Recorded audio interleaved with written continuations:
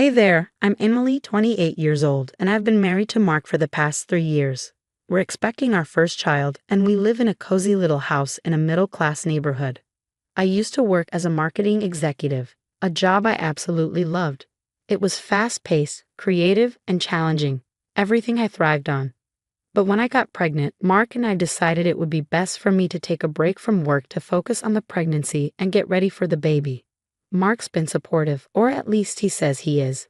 But I can't shake the feeling that he's started to see me differently since I stopped working. He's an accountant with a stable job, so he's taken on the role of the breadwinner without complaint. But sometimes I get this unsettling vibe from him, like he's beginning to buy into his mother's old-fashioned ideas about traditional gender roles. Sarah, my mother-in-law. She's quite the character, in her late 50s with a sharp tongue and a mountain of opinions that no one asked for. She's always had an issue with me, though she tries to hide it behind a fake smile and concerned advice. Sarah firmly believes that women should be submissive and dependent on their husbands, which is absurd. But Mark was raised to believe that his mom is always right. He's a total mama's boy and listens to her more than anyone else. I've tried talking to him about it, but he just brushes me off, saying I'm overthinking things. Maybe I am, but it's hard to ignore when Sarah is constantly around, pushing her outdated views on us. Thankfully, I have Linda, my best friend and my rock through all of this. Linda's a lawyer, sharp and independent. She's always there to listen and offer advice, which I really appreciate, especially since things with Sarah have been getting more tense lately. So that's the gist of my life right now. On the surface, everything seems pretty normal. I spend most of my days getting the nursery ready, making sure everything is perfect for the baby. I want this child to be born into a loving, warm home, despite the growing tension around here. I've been reflecting a lot on my career lately, how much I miss it, and how I worry that Sarah sees me as useless now that I'm just at home. One afternoon, it was one of those rare moments when the house was quiet, just the hum of the refrigerator and my thoughts for company.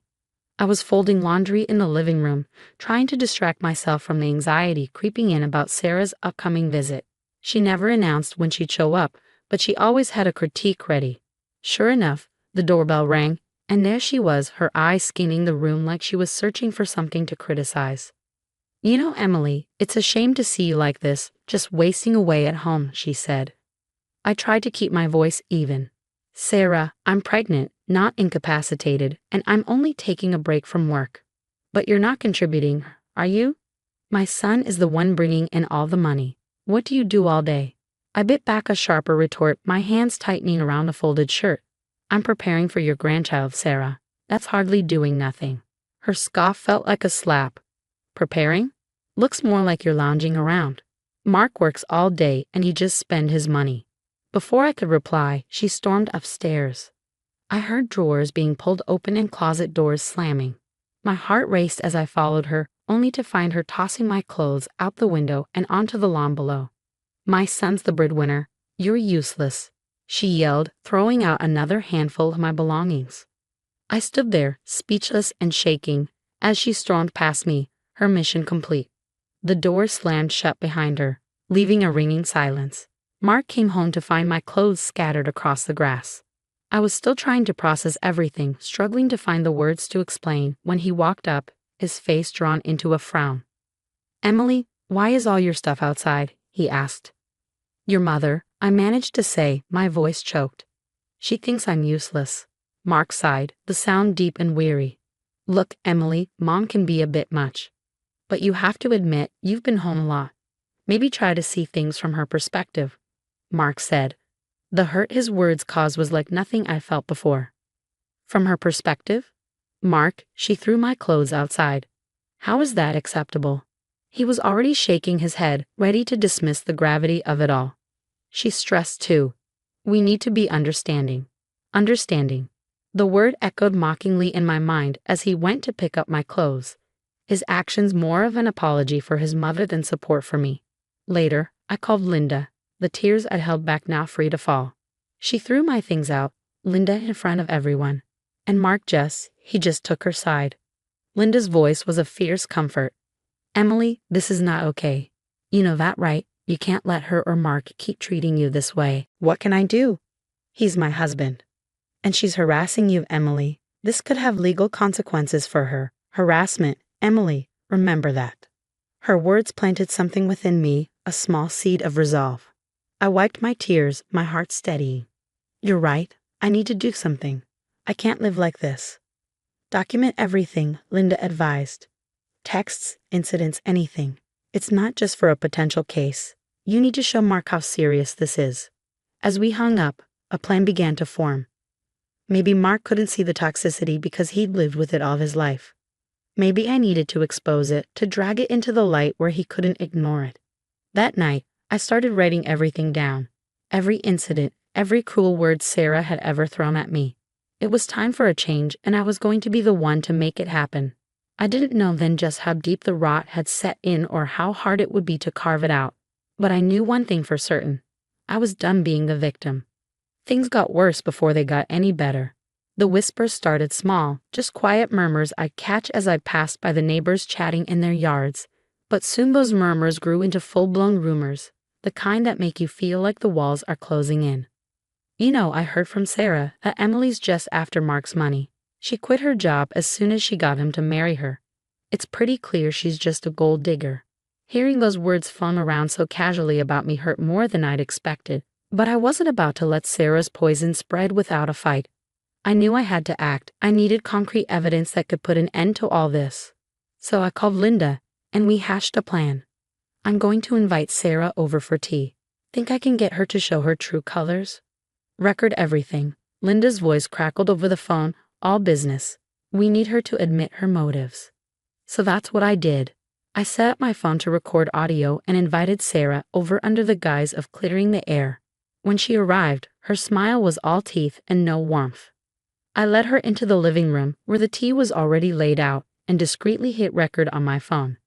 Sarah, I really want to understand why you've been so upset with me. She took a sip of her tea, eyeing me like a cat does a cornered mouse. Emily, it's simple. I think you're not right for my son. You're dragging him down, and frankly, I think you're using him. The casual venom in her voice made my stomach turn, but I needed more. Why would you say that, Sarah? Because it's true. I want what's best for Mark, and that's not you. I've been trying to show him the truth, hoping you'd just leave on your own. The confession was a cold splash of reality, but I had what I needed.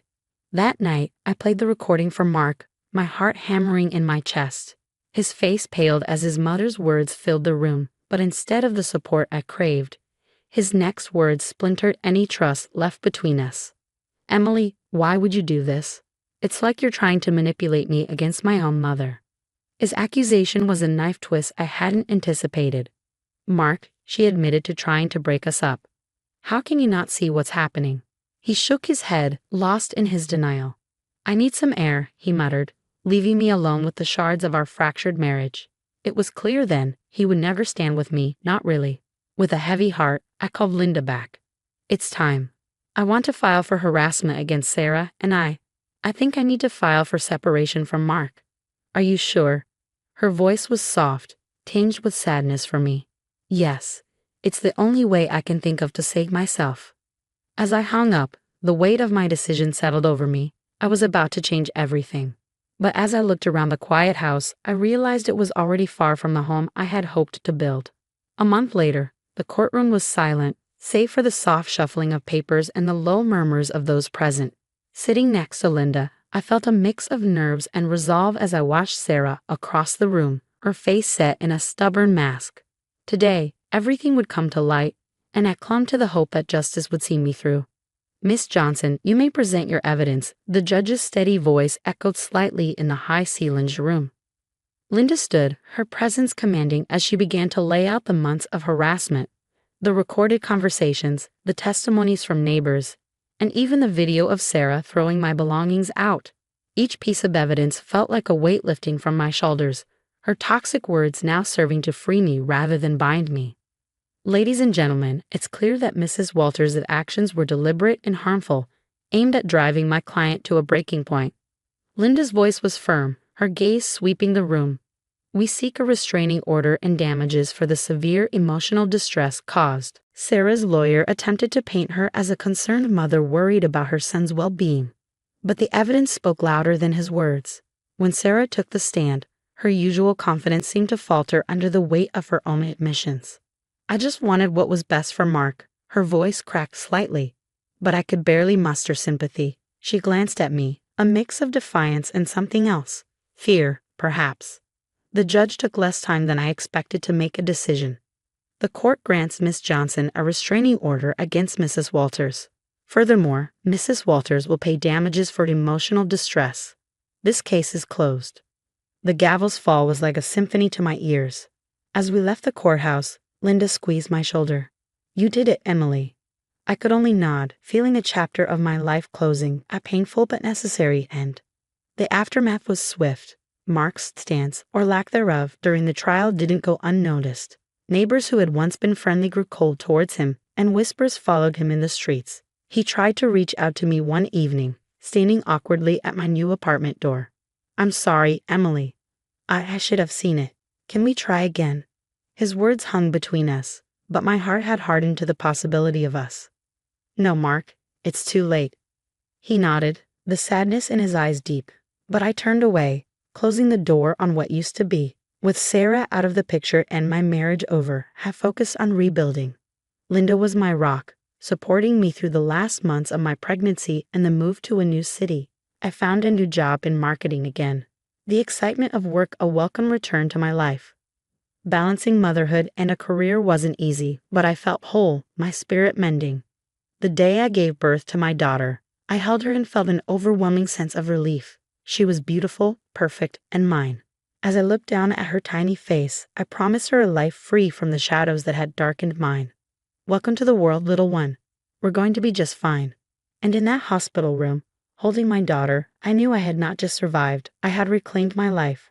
I had broken free from the chains of toxicity that had tried to bind me, and now I was finally free. That's the end of our story, folks. Now I have a question for you. Do you think Emily was justified in completely cutting off Mark, or should she have given him a chance to change after his initial support of his mother? Let us know your thoughts in the comments below, and don't forget to like this video.